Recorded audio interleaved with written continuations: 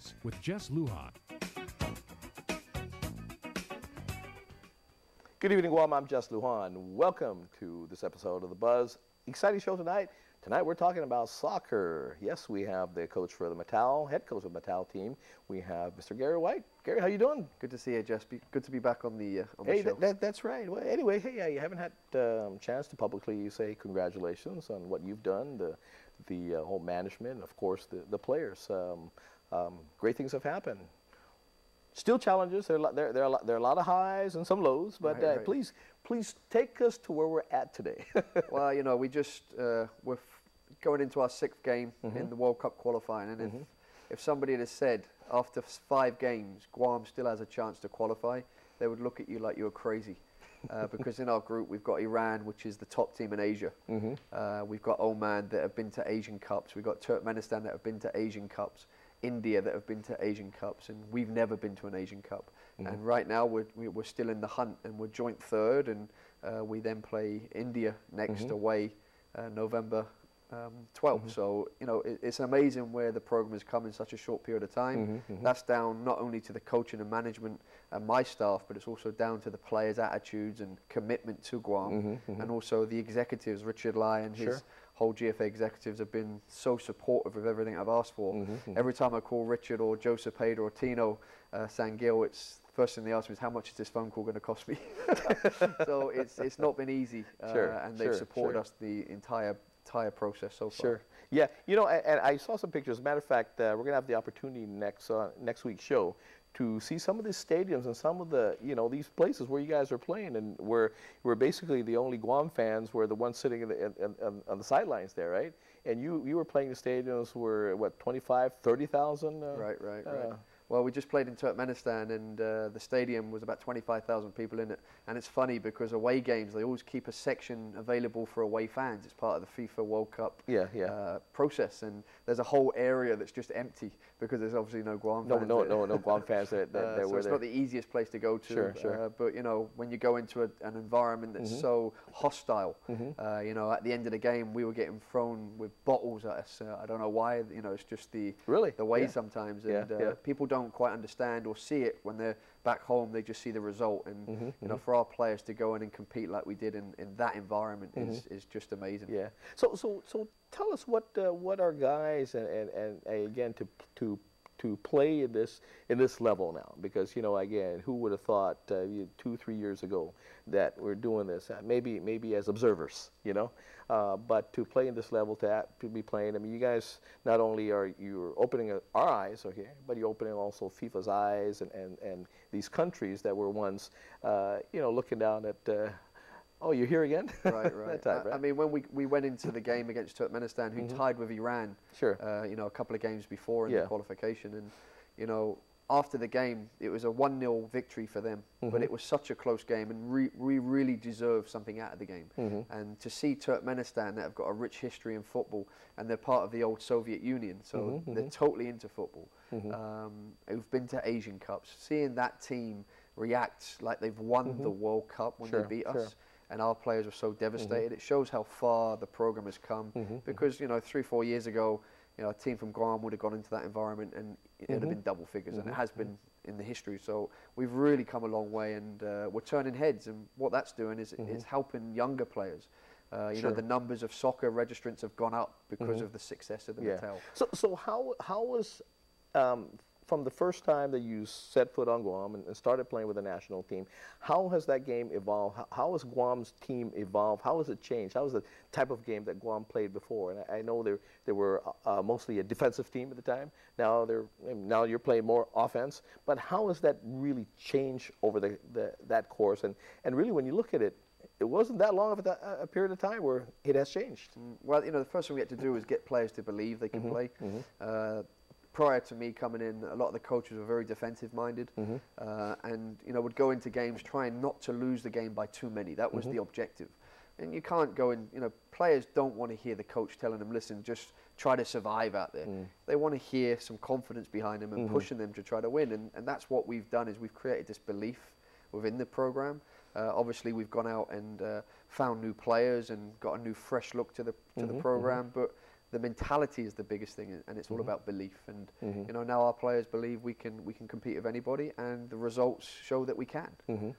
Now, also facilities. I mean, and then the program as well. You're trying to get as many of the folks here. I mean, the guys that are playing here, whether it be high school players, you're trying to get them into college teams. You guys as well are trying to play some the guys who are after college. You're trying to get them into professional teams. So I guess the idea is to be constantly playing. Yeah, absolutely. I mean, the process we've got, and the fact that we're part of the, we're American, is that the players will go into the college system and the soccer system. You know, Marlon Evans has just left to go to college on a scholarship. Dylan Napatu, who's part of the program and has been forever, is now looking to step into professional football. And when you get good results at the national team level, clubs begin to look at you. College begin to look at you. And obviously the tourism side of it as well. You know, people now know about Guam, and the amount of exposure, international media from top international media corporations we've had has been outstanding. Anything from CNN to the Wall Street Journal, BBC, Fox, you know, everybody's covered this story because it's a story that people love. It's an underdog story. And you know, I've got to say the comparison when you go to these countries and you play these stadiums, you know, somebody's got to pay for these stadiums, right? And so ticket sales are enormous, you know. And I'm going, you know, guys in Guam, you have it really great because these same teams, the Guam team and whoever they're playing, when they play in their home country, they can't get in for 10, 20, 30, 40 bucks. Right. You know, so we have an advantage in that. I mean, our ticket sales are low, you know. But again, you get to see where normally a week ago they would have paid $200 or $300 to get it. Right. You know, when you look at our home games, we fill our little stadium.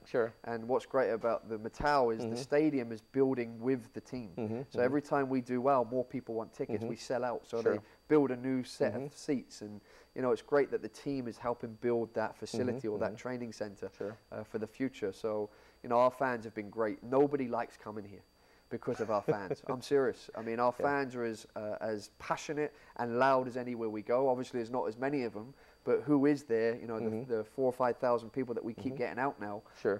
It makes such a difference to our players. Our players love being at home. We are unbeaten at home. We've never lost a game in Guam. So we've been undefeated at home so far, right? So they don't want to play Guam at home, at their home field, right? Now, talk about the program, because this program has evolved basically, you know, and you definitely you recruit players from here, homegrown players. You also recruit college players, you know, Guamanian college players, likewise Guamanian professional players. I mean, you know, some folks are critical of that, but when you play these other countries, and as a matter of fact, when I was talking to Ryan, number 13, and had to be my son, he says, Dad, when we played Iran, 3 or 4 other players play in I think European English League. I think they play at. So, you know, yeah, there are a couple of us playing here, but you know, compared to that, I mean, yeah, we probably could have scored two more goals in that game. When all things being equal, this is what we have, and you're critical of our team. Look at what they have. Yeah, anybody that's critical really needs to look in depth in what's going on, because it's not just about the game, it's about what's being laid as a foundation for the younger players. Like I say, the registration of soccer players has risen. Why? Because they want to be part of something successful, something bigger than themselves. We're doing nothing different than any other national team. If you look at the US national team, they have players that don't even speak English, that are coming from a German-American background. All we're doing is the same. And to survive at the international level, you have to find the best possible players that can play for you.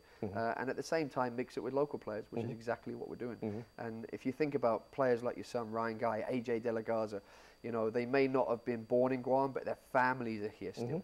And they are part of the Guamanian family. And to have them training with the local players like Dylan Naputi, you know, that player Dylan is getting better and better and better every week. Why? Because he's training and playing with better players. Sure. Now you guys you're taking off Friday, but you have 2 games actually within the next 3 weeks or so here. You have 1 away game. It's going to be in India, and then you come back here almost immediately after to play Iran here in Guam. The Guam team has played both teams already. What is it going to look like now, Guam playing India in India? Because this will be the first game in India, right? Yes. What's that going to look like? Well, again, you're going into a hostile environment. You know, it could be 30 to 50,000 people in the stadium. This is a big game for India. They have to win this game. We have to win this game. This is a really... so it's a must-win for either side? Absolutely. Yeah, absolutely. So it's going to be a massive game for us.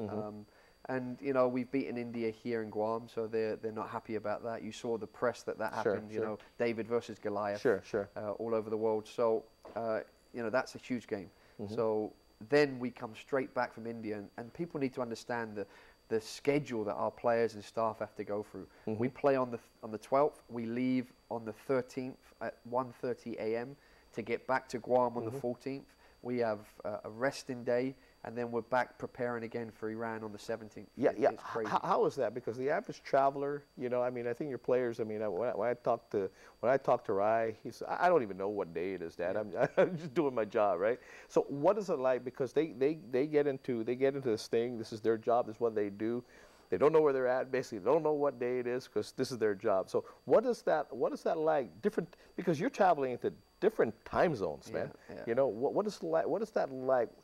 You know, the end result, how does that reflect on the score and in the game and on the field there? Well, this goes back again to resources. You know, we're traveling with a group of 22 players, which is, you know, we don't have a deep pool of player group here because we're such a small country. You know, when you play against Iran, they've got thousands upon thousands of players that they can pick from, professional players. So where we've got to continue to use the same group because that's our best group. Whereas India, Iran, Turkmenistan, Oman, they can add 2 or 3 players that are fresh to go on an away game. So, you know, we've hired a fitness coach, Andrew Young, who's probably the best in the business. Used to work for the Australian national team and also 2 Premier League teams in England. And we've brought him on purely for these reasons: time zones, sleep, nutrition, preparation in terms of fitness. We have each player on a GPS machine, so we know exactly how much work they are doing and how much work they should be doing. So we can really start to gauge the training load now to meet the players' needs. So it's these type of professionalism that has been added to the program.